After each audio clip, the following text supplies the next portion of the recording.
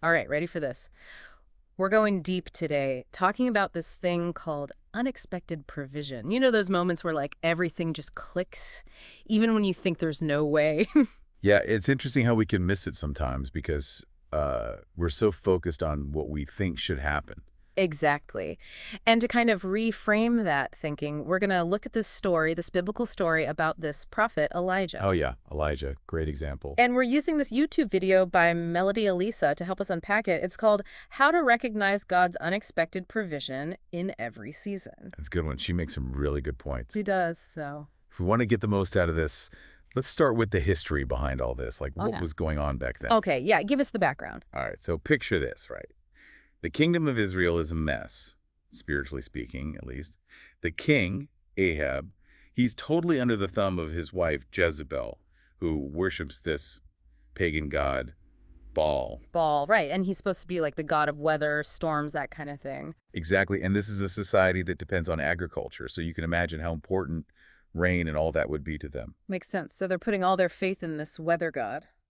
And then you've got Elijah, this prophet, walks right up to the king and basically says, nope, your God's not in charge anymore. My God says no rain until I say so. Whoa, talk about bold. What was the king's reaction to that? Well, let's just say it didn't go over so well. Elijah basically had to go into hiding for his own safety. And God tells him to go to this specific place, the Cherith stream. Cherith, I remember that name. Doesn't it mean something like to cut off or cut away? You got it. And it wasn't just about hiding. There was something deeper going on there. This idea of being set apart. Like sometimes you need to be cut off to really connect with what matters. So even in this crisis, there's this potential for growth, for like a transformation. Yeah, and it's while he's in this isolated place that we see this first instance of unexpected provision.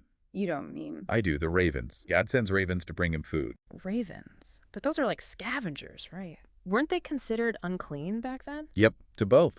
So it's like God is saying, I can work through anything, even the stuff you might think is useless or impure. That's mind-blowing. And don't forget, Elijah was told to go to a specific place, and that's exactly where the ravens brought the food. It's about being in the right place, aligned with what God is doing. That's huge.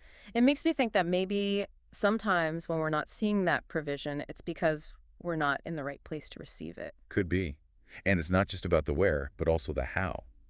Elijah got just enough food each day, nothing more, nothing less. The daily bread, right? We often get caught up in wanting this huge, massive provision, but maybe it's more about recognizing those daily miracles, those small but consistent ways we're supported. It's about trusting the process, even when you can't see the whole picture. It's about faith, really. Okay, this is already shifting my perspective. I'm starting to think differently about the challenges I'm facing. Instead of feeling overwhelmed, I'm seeing potential for unexpected provision everywhere. But let's keep going. What happens next in Elijah's journey? Well, after a while, the stream dries up, no more ravens. God tells Elijah to go to Zarephath, to this widow who's supposed to take care of him. A widow. That's not who I would have picked, to help out. Back then, widows are really vulnerable, weren't they? Yeah, you'd think she'd be the one needing help, not giving it. Exactly. So what happens when he gets there? Well, it turns out she's in a really bad way, barely any food left. Just enough for one last meal for her and her son. Oh, wow, that's rough.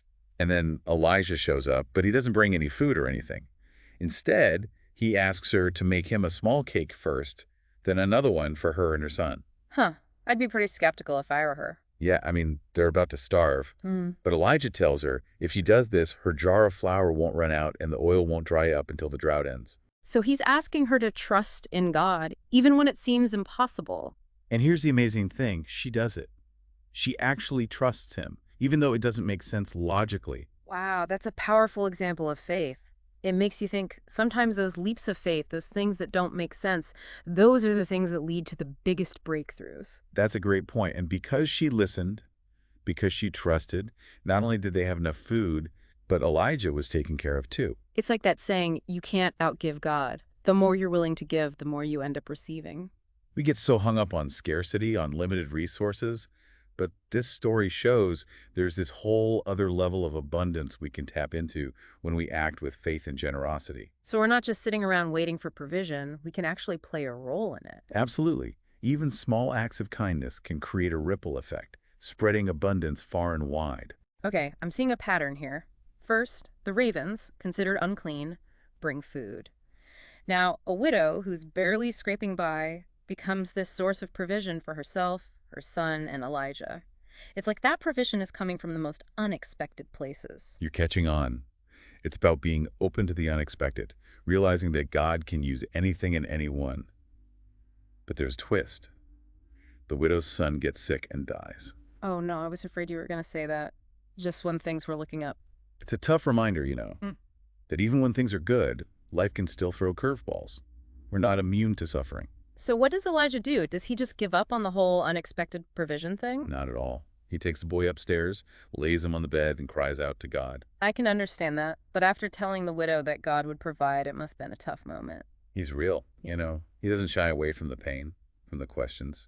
And that raw honesty, that's what moves God. And guess what? The boy came back. The boy came back to life. Talk about unexpected provision, right? Wow, what a story. Ravens, a widow, a resurrection.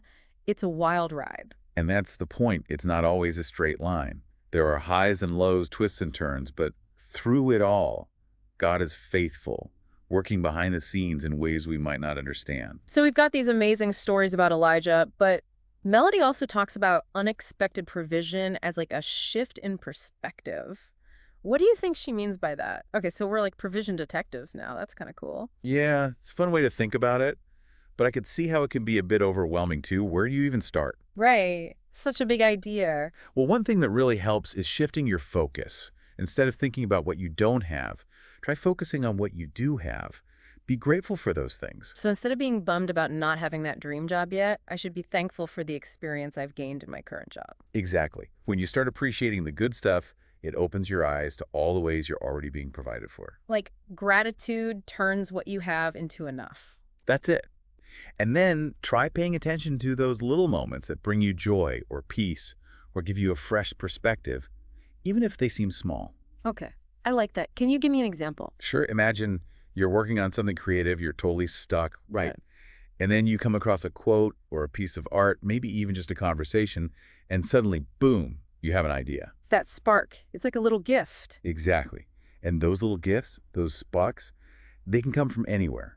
A chat with a stranger, a book, a song. It's like the universe is trying to help us out, but we're too busy looking for the big signs to notice the little ones. It's the whispers, not the shouts, that guide us. Okay, so be grateful, look for the sparks, got it. Anything else we can do to become better provision detectives? This might sound strange, but try embracing those moments when you're uncomfortable. Stepping outside your comfort zone can lead to some amazing opportunities. So you're saying those times when we're unsure, when things are tough, those could actually be the times when we're most open to receiving. Think about Elijah. He was constantly being pushed out of his comfort zone, facing opposition, isolation, even tragedy. But he stayed open to what God was doing, and his faith grew stronger because of it. It's like those times of cutting away, those hidden seasons. Those are the times when we're really being prepared for something greater. We resist discomfort, but it's often through those challenges that we discover our true strength, our resilience. And when we finally let go of control, that's when we're truly open to receiving. This has been amazing. I'm seeing provision everywhere now.